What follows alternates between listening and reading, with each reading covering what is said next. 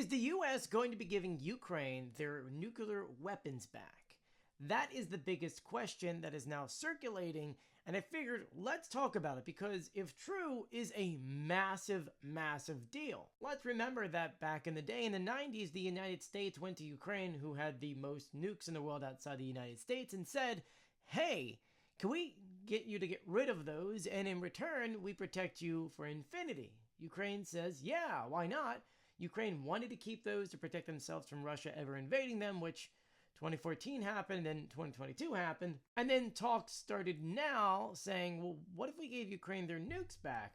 That would equal up the threats that Russia have been giving about trying to nuke the world. Which leads us to today, in which now there are rumors circulating that the Biden administration could return nuclear weapons to Ukraine. That news, by the way, came from a New York Times article in which it was titled, Trump's vow to end the war could leave Ukraine with very few options. And in one paragraph, it mentions an unnamed U.S. official suggested to Biden that he could return the nukes to Ukraine. And I'm here to tell you, that's not how it works, and no, that's not going to happen. First is, it's a claim from an unnamed source talking to the White House, which is just like, okay, that does happen. We do really get some information that way, but not in this realm. But the biggest thing is that Washington doesn't even have those kinds of weapons. Do you know who has those weapons?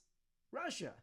When Ukraine signed that agreement, the United States had them give their weapons to Russia in the 90s in exchange for security guarantees. As far as we know, back in 1999, Ukraine had about 1,900 strategic nuclear weapons, which is like, wow. And if we go back to 1996, Ukraine ultimately transferred its nuclear arsenal to Russia in exchange for 100 tons of nuclear reactor fuel from Moscow and security guarantees from London, Washington, and Russia.